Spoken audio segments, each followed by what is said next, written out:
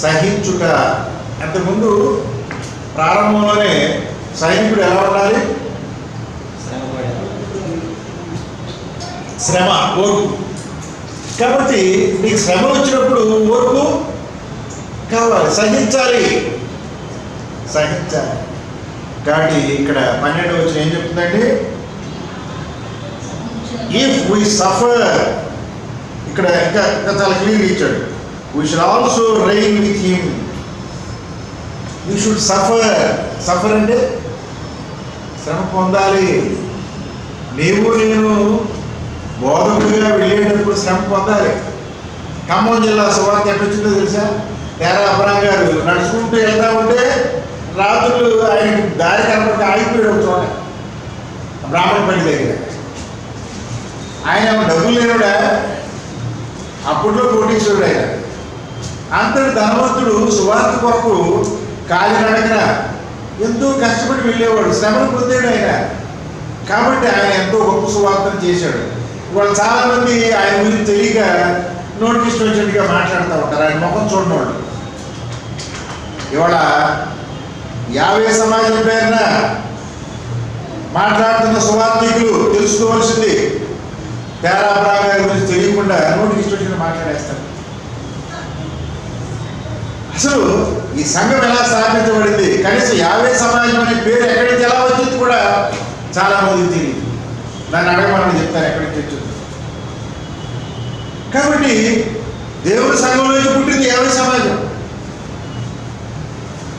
అసలు ఆ సమాజం, ఆ సంఘం ఎలా పుట్టిందో కూడా తెలియకుండా ఆ సంఘం గురించి ఏదేదో చెప్పేసి పెట్టిపోతారు.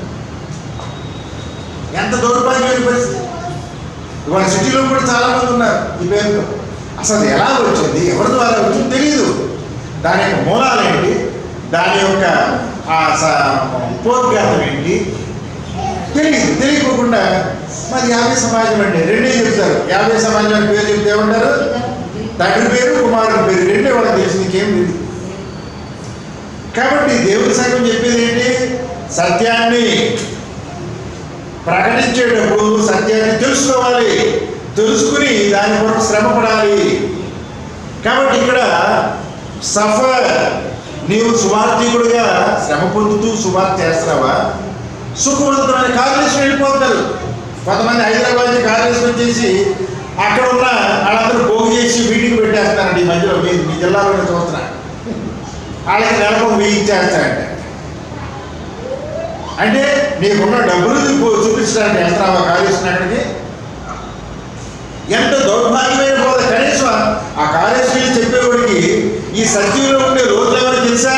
ఒక ముక్క తెలియకుండా వెళ్ళిపోయి మా పూర్వీకులు ఎవరో దీన్ని ప్రారంభించారు, దీనికి మేము మా హక్కు దీంట్లో అని ఇష్టానుసారంగా సువార్తని వాళ్ళ ఇష్టానుసారంగా ప్రకటించడానికి వాళ్ళ బయలుదేరి వెళ్తున్నారు. ఎంత దౌర్భాగ్యం. వెళ్ళటం తప్ప నేను అనలేదు. ఫస్ట్ ఆఫ్ ఆల్ దాన్ని నేర్చుకో. మీ పూర్వీకులు ఏం చెప్పారో దానిలో ఉన్న సత్యం చెప్పాలంటే ఒక ముక్క రాదు, ముక్కును బట్టి ఒక ముక్క రాదు. నీకు తెలుసుకునే విషయాలు వాళ్ళకి రావు.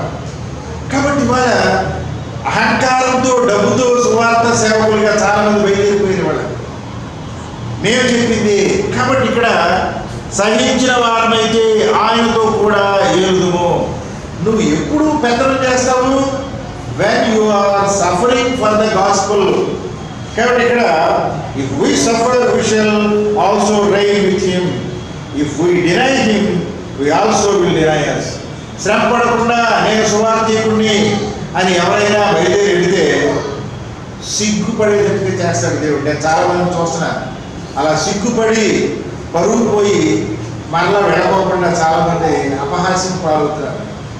డబ్బు చేత నువ్వు సువార్తను ప్రకటించలేవు, నీ యొక్క శక్తి చేత ప్రకటించలేవు. సువార్త ప్రకటించాలంటే శ్రమ పడాలి, దేవుని యొక్క ఆత్మ కావాలి, నేర్చుకోవాలి. ఇవన్నీ ఉంటేనే మనకి సువార్తలో మనం ముందుకు వెళ్తాం. అదేవిధంగా ఈ అధ్యాయంలో చాలా అద్భుతమైన అధ్యాయం ఇది. ఇందులో అపోస్తలుడు పౌలు గారు చెప్పిన విషయాలు కొన్ని మీకు చెప్పేసి నేను ముందుకు వెళ్ళిపోతాను. ఇక్కడ ఆయన నమ్మదగిన 13వ వచనంలో ఉంది, ఆయన నమ్మదగిన వాడు కాబట్టి మనం కూడా అలాంటి గుణాన్ని కలిగి ఉండాలి. కాబట్టి సేవకుడికి ఉండవలసిన మొదటి లక్షణం ఏంటంటే విశ్వాసులకి నమ్మకమైన వాడిగా ఉండాలి. ఒకటి చెప్పి ఇప్పుడు చేయకూడదు, అబద్ధ బోధన చేయకూడదు. నీకు డబ్బులు లేవని చెప్పు, ఉన్నాయని చెప్పు. ఉన్నట్టుగా లేనట్టుగా మాట్లాడాలి. మనం నమ్మకమైన వారిగా ఉండాలి విశ్వాస జీవితంలో. తర్వాత అక్కడ 15వ వచనంలో ఏమంటాడు? యోగ్యునిగా చదవమ్మా. 15వ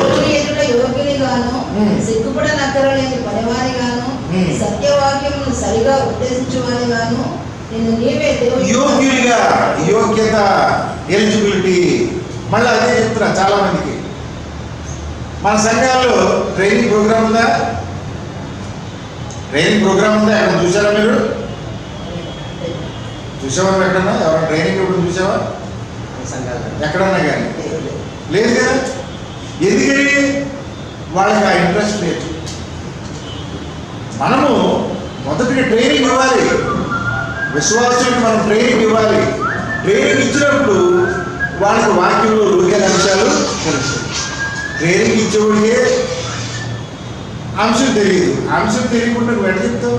మరి మాట్లాడడం మనం మీటింగ్ పెడదాం బాబు, ట్రైనింగ్ ఇద్దామంటే ఇస్తే ఈ పేరు ఎక్కడ వచ్చేస్తుందో నాకు చెప్పడం రాదు. చెప్పేవాడు తీసుకొస్తే నేను పక్కన పడిపోయి ఈ పేరు ఎక్కడ వచ్చేస్తుందో, ఎందుకు వచ్చింది మన డబ్బులు ఖర్చు పెట్టి ఈ పేరు తేవాలా? ఇలాంటి వాడు తయారయ్యారు. కాబట్టి ఇక్కడ మనం గమనిస్తే ఒకటి యోగ్యుడిగా ఉండాలి. ఇవాళ సువార్త పరిచయం చేసేవాళ్ళు వాళ్ళ సహోదరులు యోగ్యత కలిగి ఉన్నారా? Thyself approved unto God. Are you approved unto God? దేవుని యొక్క సేవకుడిగా నీకు అర్హత. నేను 1997లో మొట్టమొదటిగా సంఘాన్ని ప్రారంభించాను. చాలా మందికి తెలియదు ఈ విషయం. ఎప్పుడు? 1997 బాగిలింపుల్లో నేను సంఘాన్ని ప్రారంభించాను. అప్పుడే నాకు అభిషేకం ఎవరిచ్చారు? పాల్ ముక్స్ గారు. ఆయనతో పాటు ఇద్దరు వచ్చారు, అమెరికా నుంచి వచ్చారు. తర్వాత అప్పట్లో ఇక్కడ ఉన్న ప్రతిభా నుంచి వచ్చిన ఐజక్ కాంతిని వరదాన గారు, ఆయన ఓవర్సీ మా మేనమామ. వాళ్ళు ఇచ్చారు నాకు. మరలా నేను సంఘాన్ని ప్రారంభించిన తర్వాత మళ్ళీ మధ్యలో గ్యాప్ వచ్చింది. మళ్ళీ ఇప్పుడు 2014లో మరలా వెస్ట్ గోదావరి వెళ్ళి అక్కడ సుమారు ఒక 40-50 మంది బోధకులతో మళ్ళా అనాయింట్మెంట్ తీసుకున్నాను. ఎందుకని? ఒకరితో మాట అనిపించుకోలేదు. ఆల్రెడీ నేను తీసుకున్నామంటే మరలా తీసుకున్నాను నేను నా భార్య. కానీ ఇవాళ చాలా మంది దేవుడి సంఘంలో వంశపారంపర్యం ఏదేమన్నా వంశపారంపర్యం. మరి ఎవరితో వాళ్ళు అనాయింట్మెంట్ తీసుకున్నారు? అసలు ఆ అనాయింట్మెంట్ ఇచ్చేవాడికి అర్హత ఉందా లేదా తెలియదు మనకి. సంఘాలు పెట్టేస్తున్నారు, బోధ చేసేస్తారు. ఎవరికైనా బోధకుడు. కాబట్టి యోగ్యత కలిగి ఉండాలి. బోధకుడిగా యోగ్యత కలిగి ఉండాలి, విశ్వాసిగా యోగ్యత కలిగి ఉండాలి. రెండోది ఏంటి? సిగ్గుపడనక్కర్లేని వారిగా ఉండాలి. Be not ashamed. దేవుని పనివారిగా. ఎప్పుడు సిగ్గుపడతామండి మనం? సిగ్గు ఎప్పుడు పడతాం? వాక్యం చెప్పడం చేతకానప్పుడు, సత్యం ఏంటో తెలియనప్పుడు, ఎదుటివాడు మనం ప్రశ్నలు వేస్తే జవాబు చెప్పడం చేతకానప్పుడు సిగ్గుపడతాం కదా. కాబట్టి వాక్యంలో మంచి ట్రైనింగ్ పొందాలి. నేర్చుకుంటుంది దేవుడు ఇస్తాడు. సిగ్గుపడే పరిస్థితిలో నువ్వు దిగజారకూడదు. తర్వాత ఇంకేమంటాడు? సత్యవాక్యమును సరిగా ఉపదేశించు వారిగాను. చూడండి బాగా, ఇక్కడ ఇంగ్లీష్లో ఏమో తెలుసా? Rightly dividing the word of truth.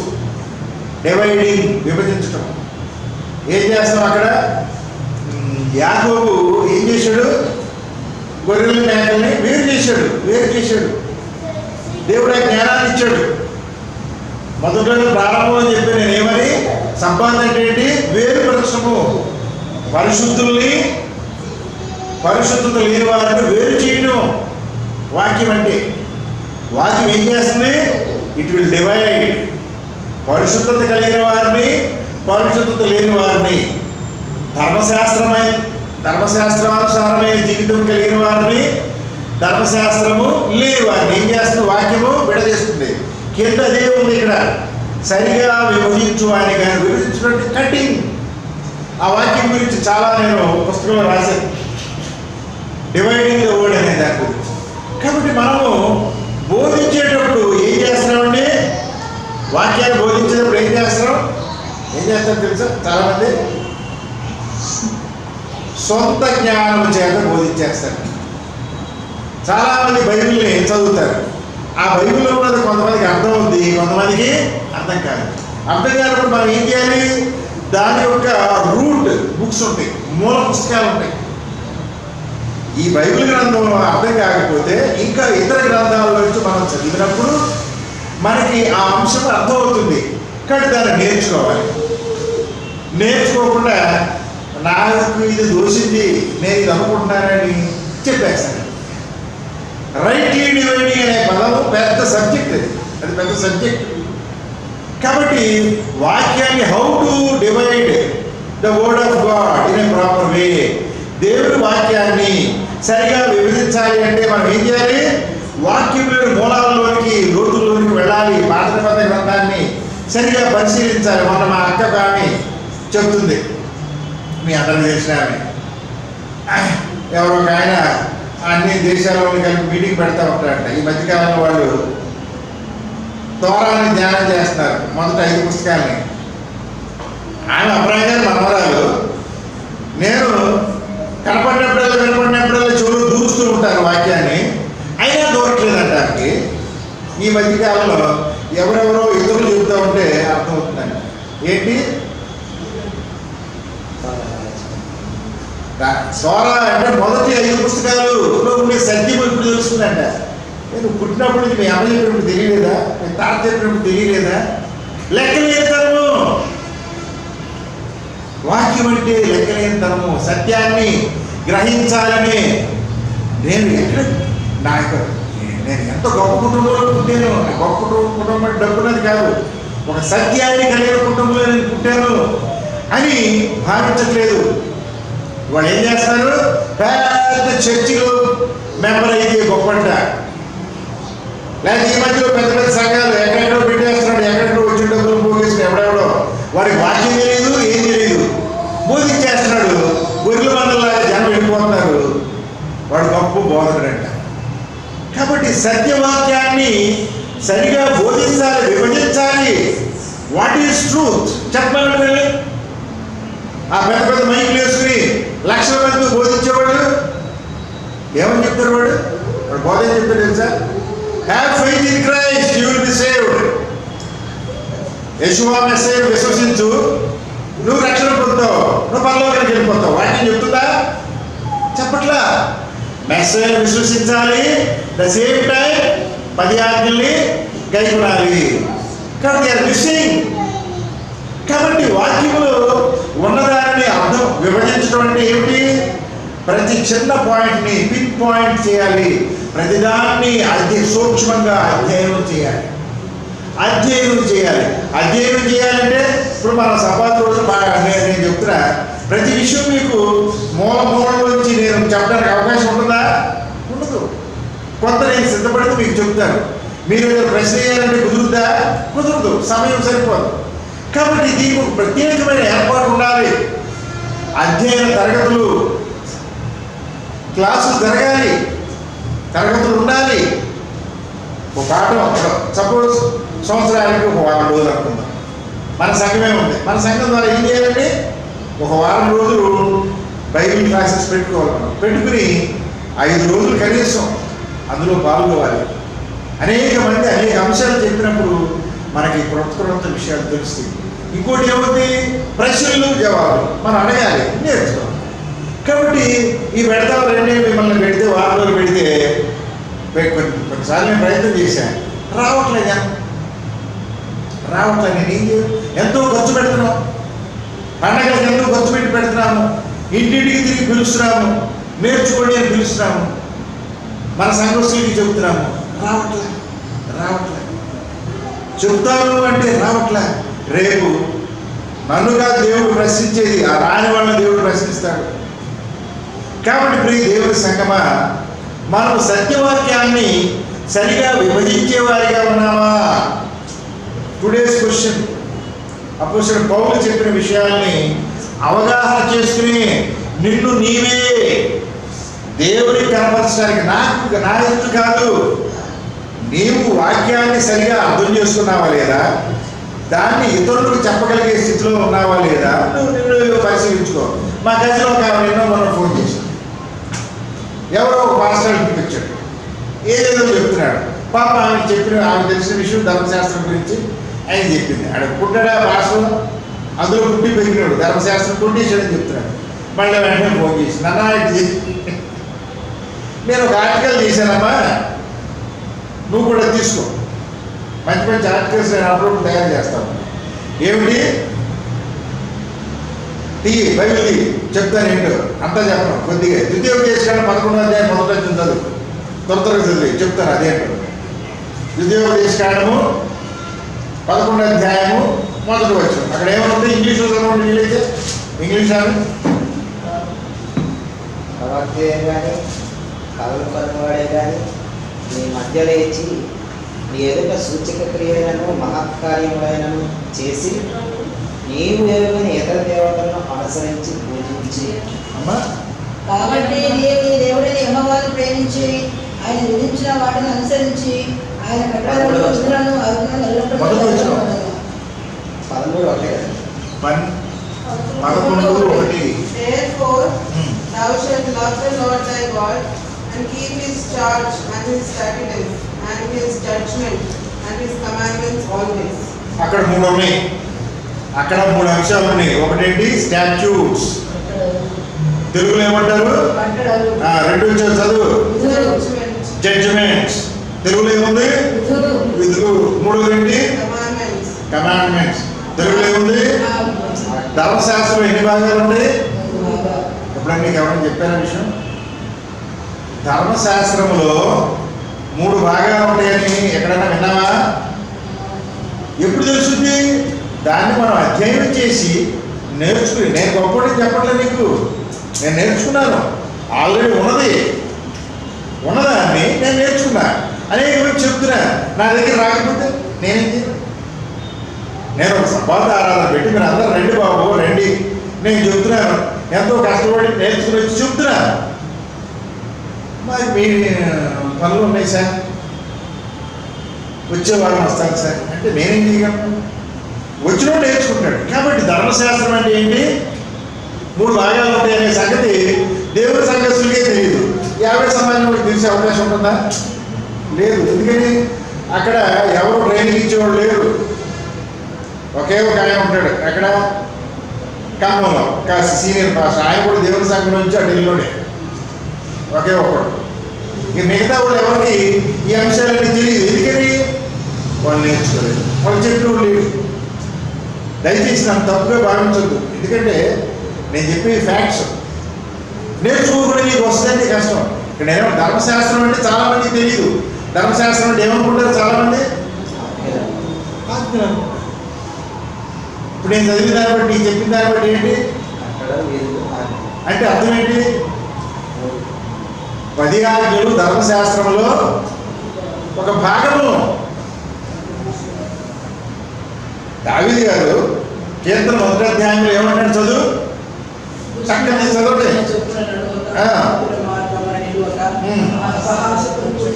అవి చేయకుండా ధర్మశాస్త్రమందు అంటే అర్థం ఏంటి? ఆయన ధర్మశాస్త్రంలో అనేక అంశాలు ఉన్నాయి. అందులో 10 ఆజ్ఞలు ఏంటి? మొట్టమొదటిగా ఉంటాయి. 10 ఆజ్ఞలు ఆయన నోటి నుంచి వెలువడి ఆయన చేత్తో రాసిని. వాటిని ఎలా కొట్టేస్తావు నువ్వు? ఎలా కొట్టివేస్తావు? కానీ మానవుడు ఏమంటాడే కొట్టేస్తానంటాడు. వీళ్ళందరూ బోధకులందరూ అదే విషయాలు చెప్తారు. కానీ ఇప్పుడు ఎక్కడున్నా మనం చెప్పు, సత్యవాక్యములు సరిగా ఉపదేశించుటకు జాగ్రత్త పడాలి. అసలు సత్యవాక్యం అంటే ఏంటో తెలియదు నాకు. ఏంటి సత్యవాక్యం అంటే? తోరా. తోరా అంటే ఏంటి? 5 పుస్తకాలు కలిపి తోరా అంటారు. కానీ ఆ తర్వాత కూడా ఉన్నాయి. ఏమంటాము? ఆ తర్వాత వచ్చే వాటిని ప్రాఫిట్స్, ప్రవక్తల వచనాలు ఎక్కడుంది ఇది? నిన్న మనం చదివించాను పోయిన వారం. ఎక్కడ? యోహాను సువార్తలో ధర్మశాస్త్రమైనను ప్రవక్తల వచనాలైనను ఆ విషయాలన్నిటి కూడా అసలు ఈ మూలాలేని చదివి నేర్చుకుంటే అర్థం అవుద్ది. ధర్మశాస్త్రం అంటే ఏం చెప్తున్నాడు? ఇప్పుడు ప్రపంచంలో బోధకులందరూ ఏం చెప్తారు? ఈ ధర్మశాస్త్రం అంటే తెలియదు. ఎందుకని తెలియదు? వాళ్ళకే ట్రైనింగ్ క్లాసులు ఉంటాయి, మనకైతే అసలు ట్రైనింగ్ లేదు. దౌర్భాగ్యం చూడు, దేవుని సంఘానికి దాని అనుబంధ సంస్థలకి ట్రైనింగ్ ప్రోగ్రాం లేదు. అక్కడేంటో 5 సంవత్సరాలు 6 సంవత్సరాలు 7 సంవత్సరాలు ట్రైనింగ్ ఉన్న వాళ్ళు ఉన్నారు, కానీ అక్కడ సత్యం లేదు. ఇక్కడ సత్యం ఉంది, ట్రైనింగ్ లేదు. అక్కడ సత్యం లేదు కానీ ట్రైనింగ్ ఉంది.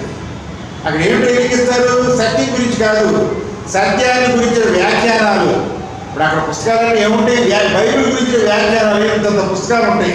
వాడి గురించి పొద్దున మొదలు పెడతారు 9 గంటలకి, సాయంత్రం 4 గంటలకు బుర్ర వాసిపోతుంది. ఇక్కడ కూడా ఉంటుంది, ఏసీటీసీ అని ఉంటుంది, వాసిపోతాయి. చెప్తారు బైబిల్ విషయాల్లాగానే కనబడతాయి, కానీ సత్యము ఉండదు. There is no truth. ఎంత దౌర్భాగ్యం. అందుకే ఏమంటున్నాడు పౌలు గారు? సత్యవాక్యమును నువ్వు కలిగి ఉన్నావా లేదా, దేవునికి ఎడల నువ్వు కలిగి ఉన్నావా లేదా, జాగ్రత్త పడు, బీ కేర్ఫుల్ అని చెప్తున్నాడు. కాబట్టి ప్రతి ఒక్కరూ నేను వాక్యం చెప్పేస్తున్నాను అనుకుంటున్నాడు. ప్రతి ఒక్కరికి ఆత్మ వచ్చేస్తున్నాడు. ఆత్మ అలరిగా ప్రవర్తించదు, కానీ వాడు ఏం జరుగుతుంది మనం చూస్తున్నాం.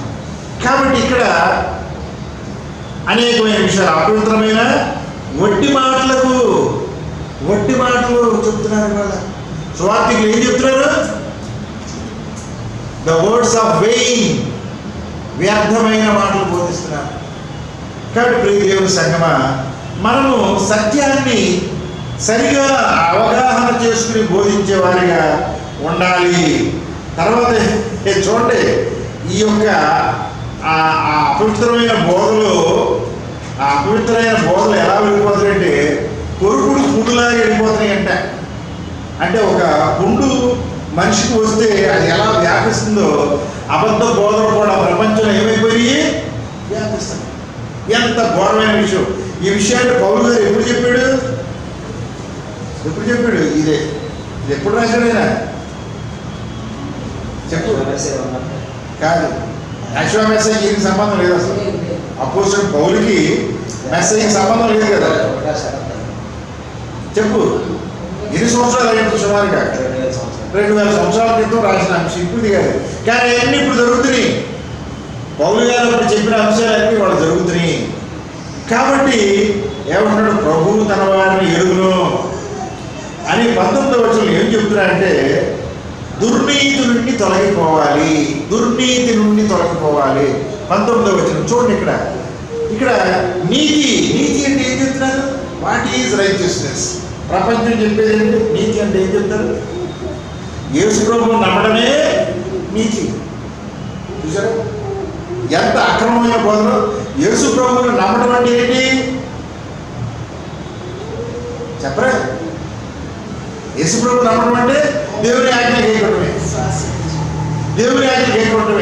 తండ్రికి వేరుగా నేను ఏమి చెయ్యను, తండ్రి చెప్పింది నేను చేస్తానని చెప్తున్నాడు.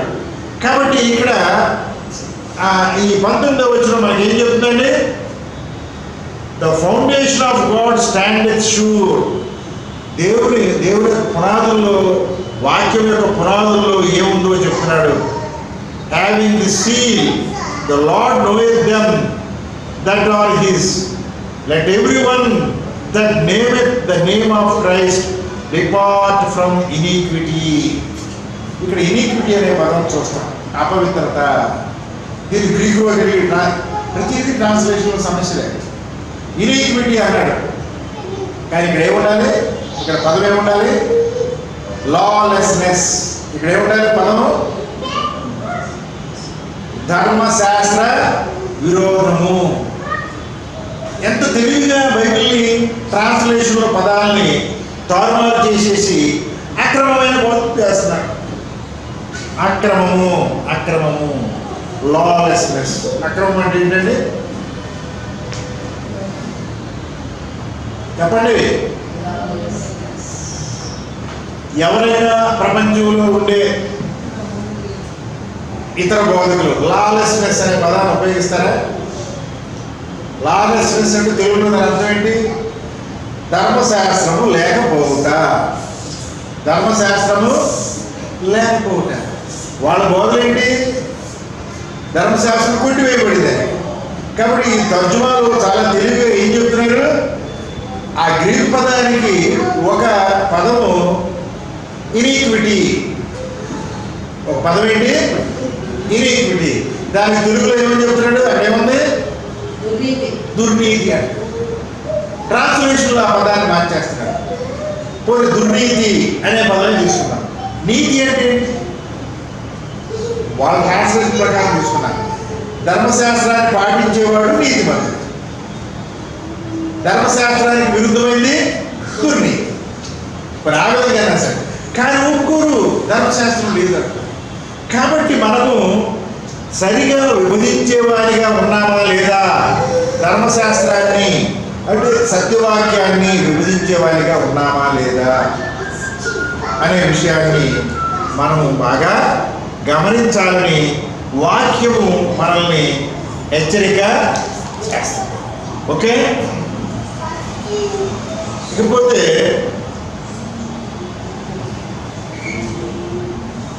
మనము ఈ అంశంలో ముందుకు వెళ్ళే క్రమంలో